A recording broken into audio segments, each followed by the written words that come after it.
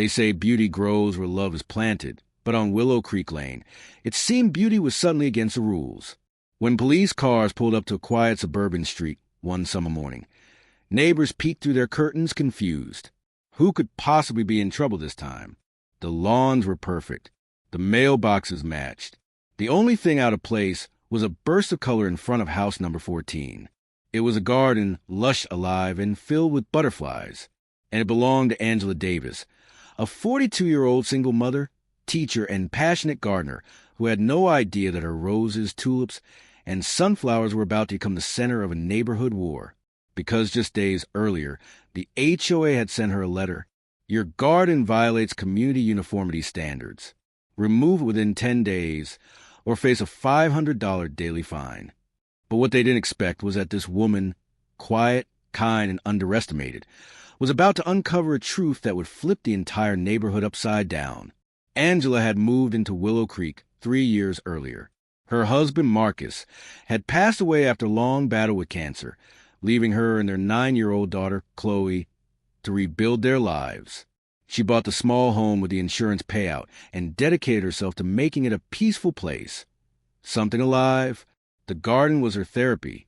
Every morning before work, she'd put on her gloves, dig into the soil, and talk to flowers like they were old friends.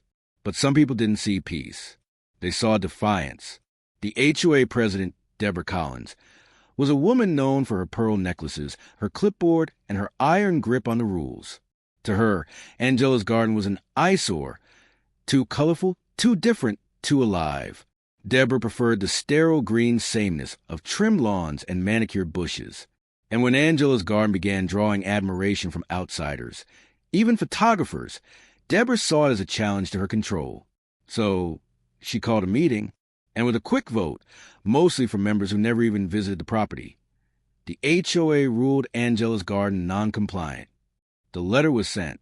The countdown began. Angela thought it was a misunderstanding.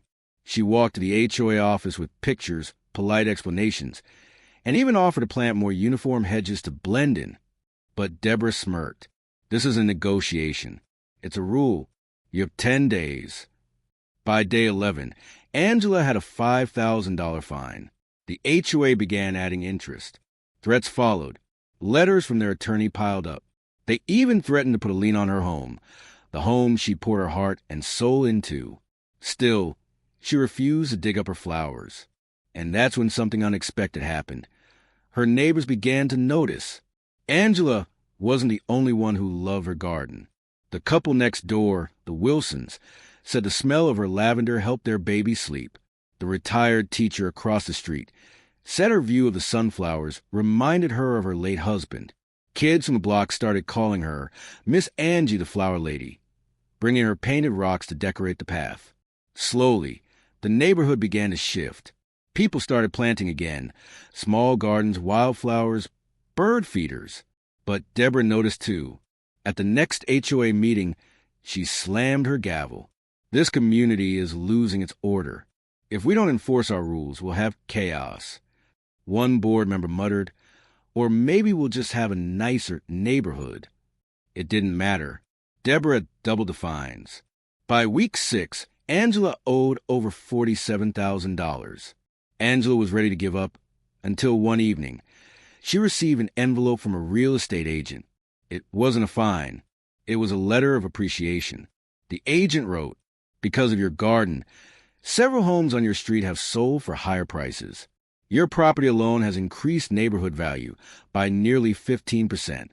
You've made this community more desirable." That letter changed everything. Angela brought it to the next HOA hearing, along with testimonials from 6 neighbors, before and after property evaluations, and photos of buyers citing her garden as a reason they chose to move there. But Deborah still refused. "This isn't about value," she hissed. "It's about rules." Angela looked her dead in the eye. "And who made those rules, Deborah? People afraid of change." The room went silent. Angela filed a formal complaint with the city council and a property rights attorney. She exposed how the HOA had fined homeowners unfairly, targeting minorities and non-conforming homes. Local news caught the story. Cameras rolled. Reporters arrived. When asked for comment, Deborah smiled stiffly and said, "We're just enforcing community standards." The next morning, Angela's front yard was filled, not with flowers, but with neighbors holding signs. "We stand with Angela. Flowers aren't a crime. HOA or bully association?" That same week, the city ruled the HOA's fine invalid. They had overstepped, but that wasn't the end. Months later, a local home magazine ran a story titled "The Garden That Saved a Neighborhood." Angela's home became a landmark of resilience and beauty. Her garden won a regional community award. Property values rose again. And the HOA, they were forced to hold elections, this time transparently. Deborah lost her position by a landslide. And on a quiet Saturday morning, Angela stepped outside with her daughter, watering her sunflowers as the new HOA president, her neighbor, Mrs. Wilson, waved from across the street. The same police officers who'd once come to inspect her garden stopped by, this time just to take a photo beside her award-winning roses. Angela smiled and said softly, "Funny how things grow when you stop trying to control them.